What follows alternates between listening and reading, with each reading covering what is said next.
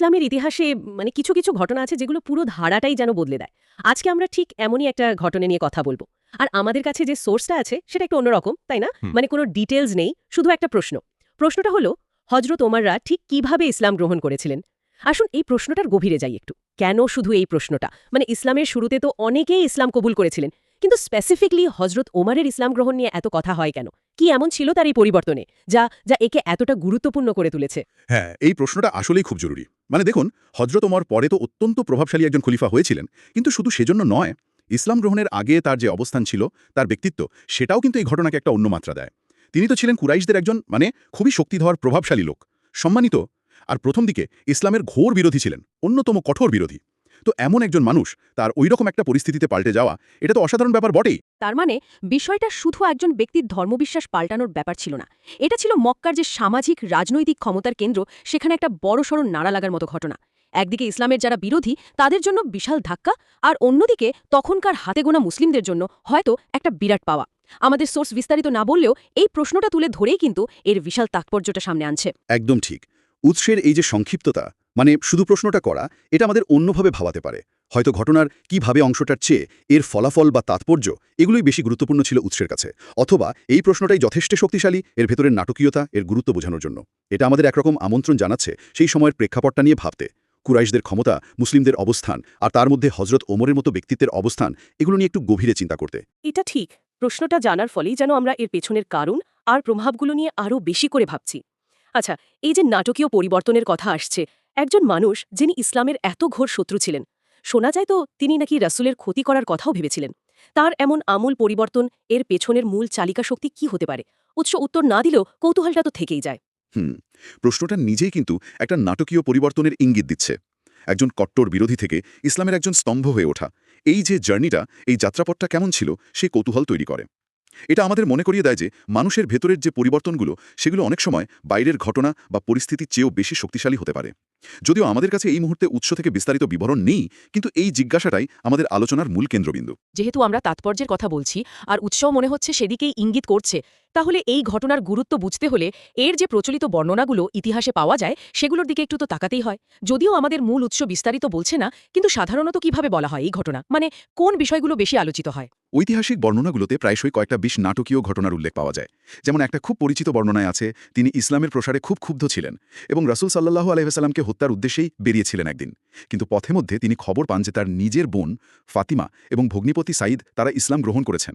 ওহ, নিজের বোন আর ভগ্নিপতি! হ্যাঁ, তো তিনি ক্ষোভে ফেটে পড়েন আর সোজা তাদের বাড়িতে চলে যান। সেখানে গিয়ে তিনি তার বোনকে কোরআন তেলাওয়াত করতে শোনেন। কিছু বর্ণনায় আছে সেটা ছিল সূরা তহার আয়াত। সূরা তহা, হ্যাঁ, এই সূরাটির কথা প্রায়শই শোনা যায় এই ঘটনার প্রসঙ্গে। ঠিক। বলা হয় যে ওই আয়াতগুলো শুনেই তার হৃদয়ে একটা গভীর পরিবর্তন আসে। কোরআনের বাণী, তার ভাষার গাঁথুনি, অর্থের গভীরতা, এগুলো তাকে এতটাই স্পর্শ করে যে তার আগের যে উদ্দেশ্য ছিল সেটা পুরোপুরি বদলে যায়। তিনি তখন রাসূল সাল্লাল্লাহু আলাইহি সাল্লামের ঠিকানা জানতে চান এবং সোজা চলে যান দারুল আরকামে, যেখানে নবীজি সাল্লাল্লাহু আলাইহি সাল্লাম আর তার সঙ্গীরা তখন গোপনে মিলিত হতেন। আর সেখানেই তিনি ইসলাম গ্রহণের ঘোষণা দেন। এই বর্ণনাগুলো সত্যি হোক বা কিছুটা প্রতীকী, ঘটনাটার নাটকীয়তা আর কোরআনের বাণীর যে প্রভাব, সেটাকে তুলে ধরে। এই বর্ণনাটা শুনলে কয়েকটা জিনিস খুব স্পষ্ট হয়ে ওঠে। প্রথমত, কোরআনের নিজস্ব একটা ক্ষমতা বা প্রভাবের দিক। দ্বিতীয়ত, পারিবারিক সম্পর্কের একটা ভূমিকাও দেখা যাচ্ছে।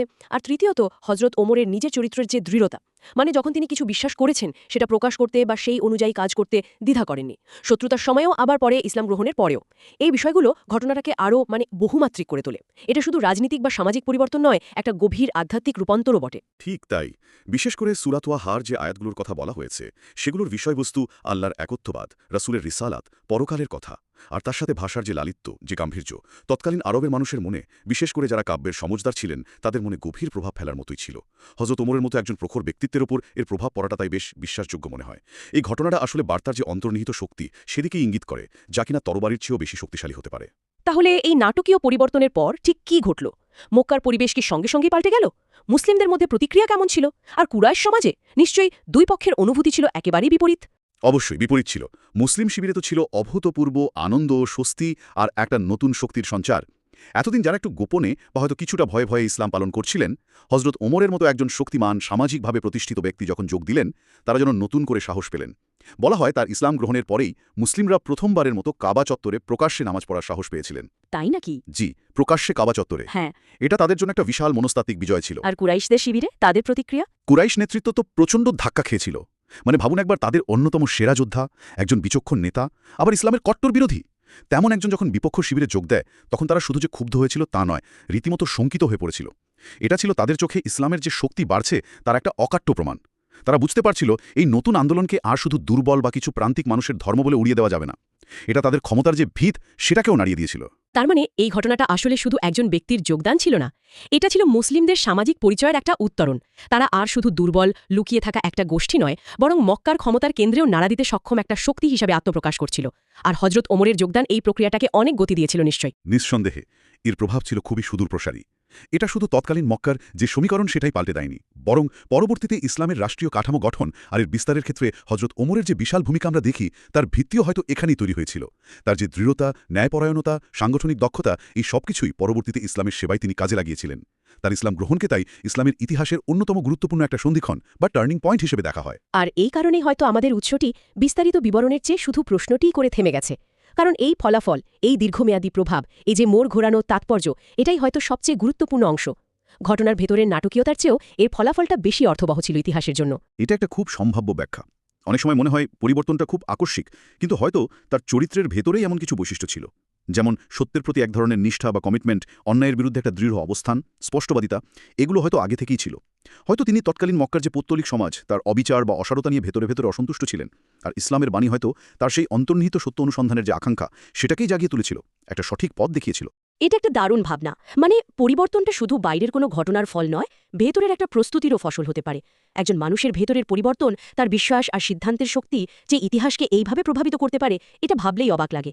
আমরা প্রায়শই বড় বড় যুদ্ধ বা রাজনৈতিক পালাবদলের কথা বলি, কিন্তু একজন ব্যক্তির বিশ্বাসের দৃঢ়তা যে এতটা শক্তিশালী হতে পারে, হজরত ওমরের ঘটনা সেটার এক অসাধারণ প্রমাণ। এবং যদি আমরা তার পরবর্তী জীবনের দিকে তাকাই, খলিফা হিসেবে তার শাসনকাল, তার ন্যায় বিচার, প্রজাদের প্রতি তার যে দায়িত্ববোধ, তার প্রবর্তিত প্রশাসনিক সংস্কার, এগুলোর সাথে তার ইসলাম গ্রহণের মুহূর্তের সেই গভীর উপলব্ধির একটা যোগসূত্র খুঁজে পাওয়া যায়।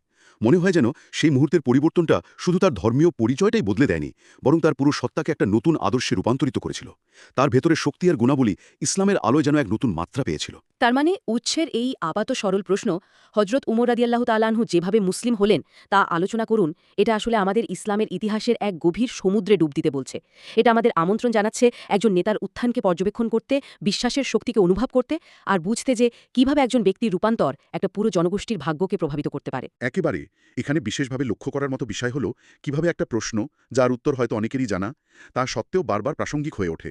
কারণ এর মধ্যে লুকিয়ে আছে নেতৃত্ব, পরিবর্তন, সাহস, ব্যক্তিগত রূপান্তর এবং বিশ্বাসের মতো কিছু চিরন্তন বিষয়, যা যে কোনো সমাজ বা সময়ের জন্যই অত্যন্ত গুরুত্বপূর্ণ এবং শিক্ষণীয়। উৎসটি সেই চিরন্তন বিষয়গুলোকেই আমাদের সামনে নতুন করে তুলে ধরেছে। আজকের আলোচনাটা তাহলে কেন্দ্রীভূত ছিল হজরত উমর রাদিয়াল্লাহু তাআলার ইসলাম গ্রহণের মতো একটা তাৎপর্যপূর্ণ ঐতিহাসিক ঘটনার উপর, যেমনটা আমাদের উৎসের মূল জিজ্ঞাসা ছিল। আমরা দেখলাম কেন এই ঘটনাটি এত বেশি গুরুত্বপূর্ণ আর আলোচিত। যদিও আমাদের উৎস ঘটনার বিস্তারিত বিবরণ দেয়নি, কিন্তু প্রশ্নটি নিজেই এর গুরুত্ব এবং গভীরতা তুলে ধরেছে। আমরা এর প্রেক্ষাপট, সম্ভাব্য কারণ আর সুদূরপ্রসারী প্রভাব বোঝার চেষ্টা করলাম। হ্যাঁ, সংক্ষেপে বললে উৎসের এই প্রশ্নটি আমাদের ইসলামের ইতিহাসের একটা সন্ধিক্ষণ নিয়ে আর এর প্রভাব নিয়ে গভীরভাবে ভাবতে সাহায্য করে। এটি শুধু একটা ঘটনা নয়, বরং এটা নেতৃত্ব, পরিবর্তন এবং বিশ্বাসের গভীরতার এক শক্তিশালী প্রতীক। এটা প্রমাণ করে যে সঠিক সময়ে একজন ব্যক্তির সঠিক সিদ্ধান্ত, তার ভেতরের আলোড়ন এবং তার দৃঢ় পদক্ষেপ পুরো একটি জনগোষ্ঠীর ভাগ্য পরিবর্তনে অনুঘটক হিসেবে কাজ করতে পারে। আলোচনা শেষ করার আগে একটা ভাবনা চিন্তা করার জন্য রেখে যাই। ব্যক্তিগত জীবনে আসা গভীর উপলব্ধি বা বিশ্বাসের আকস্মিক পরিবর্তনগুলো, সেগুলো কিভাবে শুধু আমাদের নিজেদের জীবনকেই নয়, বরং আমাদের চারপাশের পৃথিবী বা সমাজকেও অপ্রত্যাশিত কিন্তু গভীর উপায় বদলে দিতে পারে। ইতিহাসের বড় প্রেক্ষাপটের বাইরে আমাদের নিজেদের জীবনেও কি এমন